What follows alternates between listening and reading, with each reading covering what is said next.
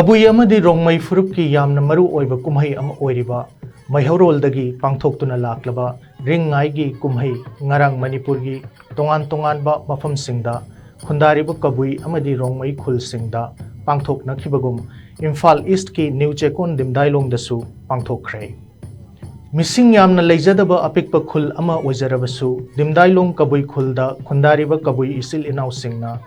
मसागी नाट अमदी चटनबीबु योखत्तुना मणिपुरगी अपुनबगी सक्तमबु सागतपदा अचौब थौदांग अमा लौहौरी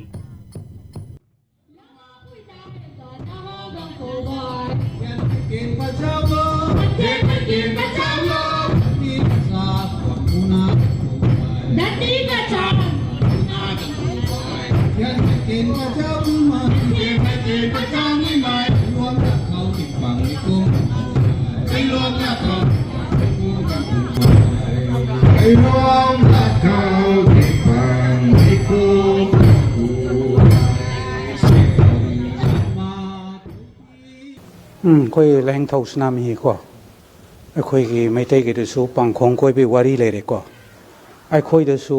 एग्जांपल गान गाई है लोइबगा लाई मसिन मनाउ तरियत से सिकी पूजा सी अखोई की मागी तौफम थोकपा खोरमफम थोकपा खोरमी मसिदा नंबर 1 सेरेन नंबर 1 कनानो ओइरेगे अखोई कौब्रू से अगर ngasi phau hangi kaubru oise mayam gi sing du gi da title tawi kaubru lai si gi maming kana no na hang bodo khum bodo wa na thokna ri ba koi manipur sai sida adona lang thau tsunami hai ba si ai khoi su lat dia maliam sida mana khwai di gi kan thau ba hai ba tai ning thau no oi gi sina pangkhong koi be wari sida masin manau tai si gi manung da khwai di gi aton ba akhoi da apau na hai de se kaubru se apau na hai ba mangona ning thau oi han gi bani adona हजिक लाइन थौसी साउगी नंगी फमफम दी नंगी खोबम दी ताइबंग मिया बेगे युमथोंग खुदिंग मक्ता नंगी पीगिनी हाइदना अखोई के मपासु मपानसु अनि सि पीबी बेगे कोई युमथोंग खुदिंग दे लाइन थौगी खोबम लोइ लेरिनी खोई कबुइ सि लोइ सबसाना अदुम लै अदिगी अखोई दा अमरोम दारगा विष्णु हाय मयांगसु विष्णु कवि अदिगी विष्णु अदिगी ममिंग सिना बोनसनु अदि मनसनु समाइना कोई से ममिंग अने ओम मरे मा थोए को सी लाइनिंग थौनी लाइनिंग थौ के अरीब लाइरिक सैसिद हाइरे लाइनिंग थौ की सोरुंग दिन नोंसोप लोम द लेन पोचे अरीब लाइरिक ता मसी अखोई की एरिया सुदा कोई स्टडी तौनिंगाइ लै अदुना हौजे कोई शेल्टर द लेरिबा बोबल कैप थाइसे से सिदा लाइनिंग दबगी सिदा लाइनिंग दबगी आईडी या नाउ अदु त कैनो तौबदिगे थापना लैखि के ना सोम द लैखि हाइबि वारी से सांगे वारी से कोई के होली बुक तिंग कोरा दिन से पुथोक्रेबा सिगवारी सांग लेग्रेबा अदु मैथाइगिगा अखोइगा सि चाप मानेबा काइमते खेनद्रे फॉर एग्जांपल अखोइ के पांथोइबी खोंगुल दे हारिसि अखोइ कबुइ से कराइ दे हौरई हाइदा अखोइ से माहौ तौबैदिगे हौइ अखोइ ने एनी तांबियो माहौ तौबैदिगे हौइ मैथाइ दे कराइ दिगे तौरकपा माहौ लमलेन सिंग दिगे हौइ सि ना अनोइरोन सैथाबदा लाई हराउबगी माहौ लमलेन सिंग द नोइबे नोइतोन सिंग द नोइना अनोइरोन सैथाबदा मालेम द याना कुमकम दम दे याना सत्यबा इसै याकाइरोन दसु अनोइरोन सैथाबा लाई हराउबदा को मांगदा सिगुम ज याउबा आई खोइदसु माहौ तौबैदि के हौरे से साप मानाबा रुट तो अमखक तो ओइबा अदो मैथाइगा खोइ कबुइगा सि कोई मसिन मनाउनी हाइसिदी मसिदी सुक्सौ सोरोय हौगिबा सही 20 सिगी ममांगदा कबुइगी ब्लड अमगा मैथाइगी ब्लड अमगा मसि सिंगथोगा कलकत्ता फोरेंसिक त थारि हारे अदो मोय फोरेंसिक के रिजल्ट दुन करी हाइरि मसि यामना नंगनाबा मसिन मनाउ ओइबगी कोई मरी अमखक फंगी हाइना फोरेंसिक ने रिप्लाई तोइ मदुइ कॉपी दो आई अंगोंदा थमनना होनर पनि होजिक फाउदी फंगद्रि अदुगे रिजल्ट फोरेंसिक न पीबा कॉपी से अदो लाइंग थौ सनाम हिसि करी हाइने हिरम खुदिमकता लाइगे वायन मतुंगिना अखोइगी मितैगी पुआरीगी वारीदसु लोइ लेरे लाइंग थौ लेरमनिना लाइमरेन से कनानो लाइंग थौदिगी ममा दुनि अदुने याना बदा लाइंग थौना हाइकिबदा इमाना हान कटपियो लाइंग थौ पीबा मतमदा लाइंग थौदा करिगुंबा असापो नत्रगे एनी सिधा सिनबा मतमदे इमागी हान कत्तरगदी आई कैमते लौसिनजरोइना हाइकिबम लेबको अदुन लाइंग थौ लाटपा कोई यमथोंग खुदिंग मक्सी मसी काउबीदबा फै अहानबदा लाइंग थौगी करिगुंबा सिधा थिनबा नत्रगा का दोसा लंगफमगी एनी तौरक मतमदा इमा लैमरेंगी हान कटपियोबा खजितंग वरसो माना हाइरमबदु हान कलमतुंगदा लाइंग थौ कटकदबा कनागुमदि डायरेक्ट लाइते लाइंग थौदा कलेबा को मदु माना लाइंग थौना हाइगिबि लाइगी वारिसिदा मिटसिदा को samna hairabada adu imada hana katpiu imana hana katragati ai kaimta lobo ngamoi haigre laing thauna aduna ima laire akhoi ge laimaren sida han pira matungda laing thau da khatkane ko adun laing thau haibsi malem sida malem sigi ning thau de kaubru ni aduga yimthong khoding da khwaidagi hana power leiba loinamak kanagi administrative haitai pairi ba si laing thau ni laing thau mu kan ba jaga chida leite sumnagi kaubru sina akhoi ge mama ne ning thau haki bi haitai ko mapa ge khubam phangki bi sum tau jabe wani khoi mete ron da su awang kaubru asopa ko kha wang ren chawba ai khoi du su samana same thing pochi aduna akhoi mete ga kabui siga thana bi yade among the tribal in Manipur se jaksida kabui haiba kabui ga rong mai sha matani ko kana guma pharak ta bana kabui ga rong mai tongan tongan ni na harakpa sam na example for example mitai ko simi du di amatani hapani mi du di amatani na kana gumba khara pharak ta ba suna tongan ni kana puthok na ba du loi leiba adegi jati khuding makki kanglup khuding makki su pharak ta ba dum yaw bane ba loina ba duna masi khoi laing thau sanam hi si amatani nearest oiba yam khwaidigi hena naksin na ba yam sagon nari basi akhoi kabui rong mai si mai tai ga koi se sis mai na thamjage ngasi pangthoi ba akhoi gi kumai kabui yati gi kumai ringai haina kawi masi TRC chatpa habidi ipai pu gi thaina digi chanarakpa akhoi gi idugumba kumai makhalamani masi akhoi gi culture amasung akhoi gi nat ke yokhaliba jati sing habidi chaliba kabui amasung rongmai sigi furup sing sina pangthokpa kumai makhalamani masi mamangda January da akhoina pangthokiba aduna gan ngai kawi hojikki ngasi gi pangthoiba kumai asina ringai ni ringai haireba kumai asi wahai ani hina punchille haraga ama khaktang sadokpani ring haiba maga ngai haiba maga ring haibasi ahingba haibani ngai haibasina kumhai haibani English the festival haina dumna khoina khangnai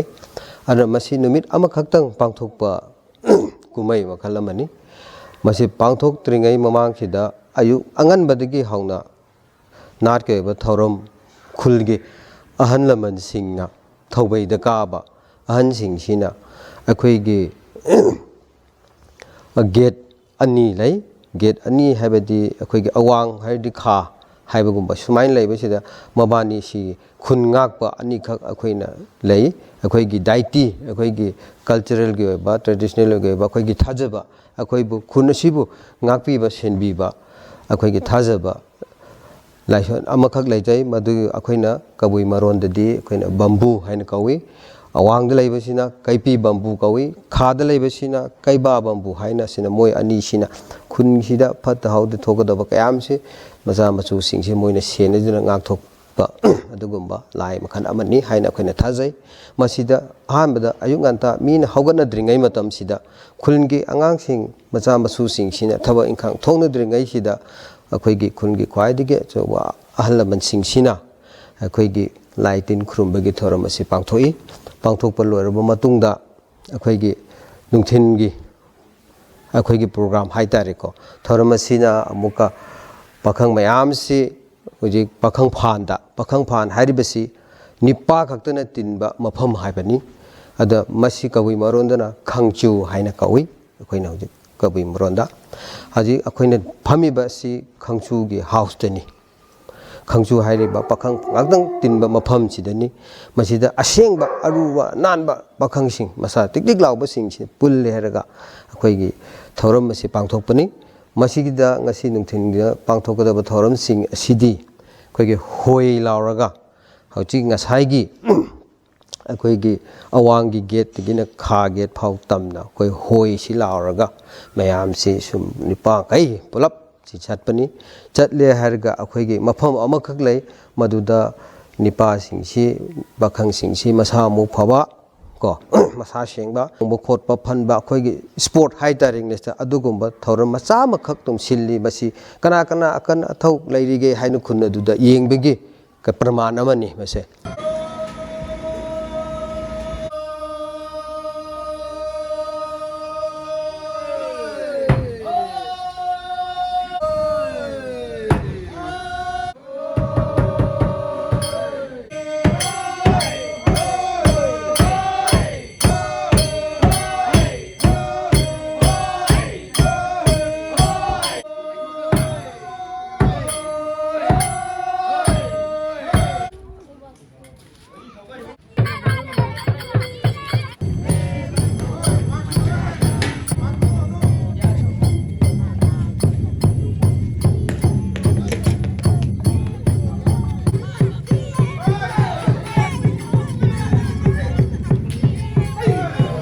ꯁꯨꯃꯥꯏꯅ ꯇꯧꯗꯅ ꯑꯩꯈꯣꯏꯅ ꯃꯐꯝ ꯑꯗꯨꯗ ꯍꯣꯏꯁꯤ ꯂꯥꯎꯔꯦ ꯌꯧꯔꯛꯑꯀꯥꯟꯗ ꯃꯥꯡꯖꯣꯡ ꯆꯣꯡꯕ ꯍꯥꯏꯔꯦ ꯑꯩꯈꯣꯏ ꯃꯩꯇꯩ ꯃꯔꯣꯟꯗ ꯑꯩꯈꯣꯏꯒꯤ ꯀꯕꯨꯏ ꯃꯔꯣꯟꯗꯅ ꯗꯥꯟ ꯆꯝꯃꯩ ꯍꯥꯏꯕꯅꯤ ꯗꯥꯟ ꯍꯥꯏꯔꯤꯁꯤ ꯉꯁꯥꯏꯒꯤ ꯆꯣꯡꯐꯝ ꯑꯗꯨꯅꯤ ꯆꯝꯕ ꯃꯩ ꯍꯥꯏꯕꯁꯤꯅ ꯆꯣꯡꯕ ꯍꯥꯏꯕꯅꯤ ꯃꯁꯤ ꯂꯣꯡꯖꯝ ꯍꯥꯏꯕꯗꯣ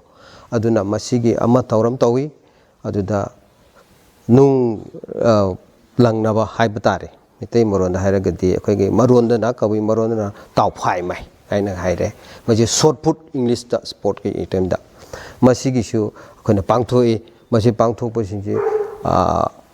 ꯑꯍꯦꯟꯕ ꯈ꯭ꯋꯥꯏꯗꯒꯤ ꯃꯤꯊꯣꯏ ꯃꯤꯍꯦꯟꯕ ꯁꯤꯡꯁꯨ ꯑꯩꯈꯣꯏꯅ ꯔꯦꯀꯣꯔꯠ ꯂꯧꯁꯤꯜꯂꯒ ꯀꯅꯥꯅꯣ ꯍꯥꯏꯗꯅ ꯃꯅꯥ ꯑꯣꯏꯅꯗꯤ ꯁꯦꯟ ꯍꯥꯏꯕ ꯄ꯭ꯔꯥꯏꯖ ꯍꯥꯏꯕ ꯑꯃꯗꯤ ꯑꯩꯈꯣꯏꯅ ꯇꯝꯗꯦ ꯑꯗꯨꯕꯨ ꯃꯉꯣꯟꯗ ꯃꯥꯅ ꯃꯤꯊꯣꯏꯕ ꯃꯤꯍꯦꯟꯕ ꯑꯃ ꯑꯣꯏꯈꯤꯕꯒꯤꯗꯃꯛꯇ ꯃꯉꯣꯟꯗꯗꯤ ꯑꯩꯈꯣꯏꯅ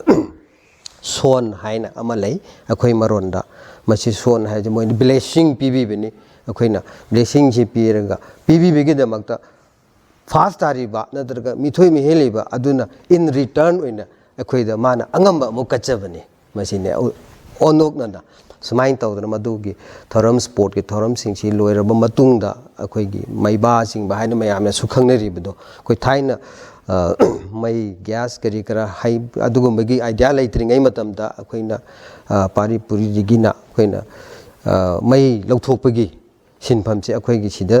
ꯂꯧꯊꯣꯛꯏ ꯑꯦꯛꯁꯇ꯭ꯔꯦꯛꯁꯟ ꯑꯣꯐ ꯐꯥꯏꯌꯔ ꯍꯥꯏꯅꯀꯣ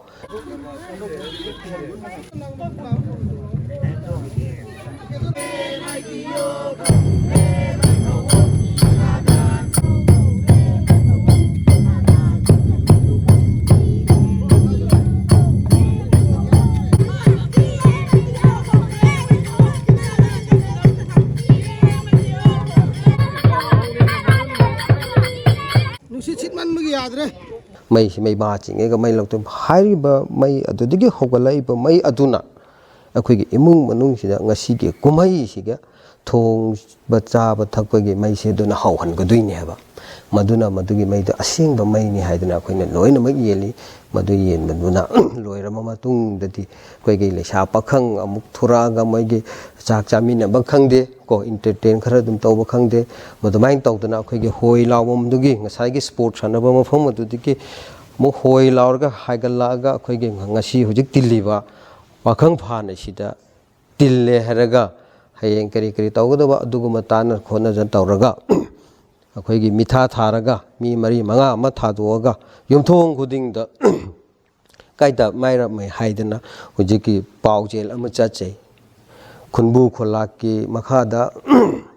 ꯑꯩꯈꯣꯏꯒꯤ ꯑꯣꯔꯗꯔ ꯑꯃꯈꯛ ꯑꯗꯨꯝ ꯂꯩ ꯑꯣꯔꯗꯔ ꯑꯗꯨ ꯀꯔꯝꯕ ꯑꯣꯔꯗꯔꯅꯣ ꯍꯥꯏꯔꯀꯥꯟꯗ ꯉꯁꯤꯁꯤ ꯀꯨꯝꯍꯩ ꯂꯩꯕꯅꯤꯅ ꯈꯠꯅ ꯆꯩꯅꯕ ꯀꯣ ꯐꯠꯇ ꯍꯥꯎꯗꯤ ꯊꯥꯡ ꯁꯥꯟꯅꯕ ꯈꯣꯠꯅꯕ ꯑꯗꯨꯒꯨꯝꯕ ꯌꯥꯔꯣꯏ ꯀꯔꯤꯒꯨꯝꯕ ꯑꯁꯤꯒꯨꯝꯕ ꯊꯣꯛꯂꯕꯗꯤ ꯈꯨꯟꯕꯨ ꯈꯣꯜꯂꯥꯛꯁꯤꯒꯤ ꯑꯣꯔꯗꯔꯒꯤ ꯃꯇꯨꯡ ꯏꯟꯅ ꯃꯣꯏꯁꯦ ꯆꯩꯔꯥꯛ ꯄꯤꯒꯅꯤ ꯍꯥꯏꯗꯅ ꯋꯥꯔꯅꯤꯡ ꯑꯃꯨꯛꯇ ꯆꯠꯂꯤ ꯃꯗꯨꯅꯤ ꯉꯁꯤꯒꯤ ꯀꯨꯝꯍꯩ ꯑꯗꯨꯒꯤ ꯊꯧꯔꯝ ꯑꯗꯨ ꯃꯄꯨꯡ ꯑꯣꯏꯕ ꯉꯁꯤ ꯈꯛꯇꯪꯒꯤ ꯑꯣꯏꯕ ꯀꯨꯝꯍꯩ ꯃꯆꯥꯁꯦ ꯔꯤꯉꯥꯏꯁꯤ ꯇꯁꯦꯡꯕꯗꯤ ꯅꯣꯡꯃ ꯈꯛꯇꯪ ꯑꯗꯨꯝ ꯐꯦꯁꯇꯤꯚꯦꯜ ꯀꯨꯝꯍꯩꯁꯦ ꯄꯥꯡꯊꯣꯛꯄꯅꯤ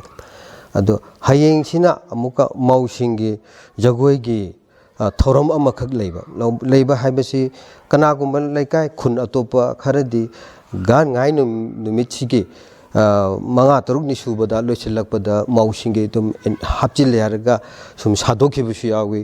ꯑꯩꯈꯣꯏꯒꯤꯁꯤꯅ ꯑꯃꯨꯛꯀ ꯂꯤꯉꯥꯏꯗ ꯃꯁꯤ ꯁꯥꯍꯜꯂꯁꯤ ꯍꯥꯏꯗꯅ ꯑꯩꯈꯣꯏꯅ ꯁꯥꯍꯟꯕꯅꯤ ꯃꯣꯁ ꯑꯣꯐ ꯍꯧꯖꯤꯛꯇꯤ ꯑꯌꯥꯝꯕ ꯈꯨꯟꯁꯤꯡꯁꯨ ꯂꯤꯉꯥꯏꯁꯤꯗ ꯅꯣꯡꯃ ꯈꯛꯇꯪꯅꯤꯅ ꯑꯩꯈꯣꯏꯅ ꯊꯕꯛꯁꯨ ꯈꯔ ꯀꯣꯝꯕꯅꯤꯅ ꯃꯧꯁꯤꯡꯒꯤꯁꯤ ꯁꯦꯀꯦꯟ ꯗꯦꯗ ꯑꯅꯤꯁꯨꯕ ꯅꯣꯡꯉꯥꯜꯂꯕ ꯃꯇꯨꯡꯁꯤꯗ ꯁꯥꯍꯜꯂꯤ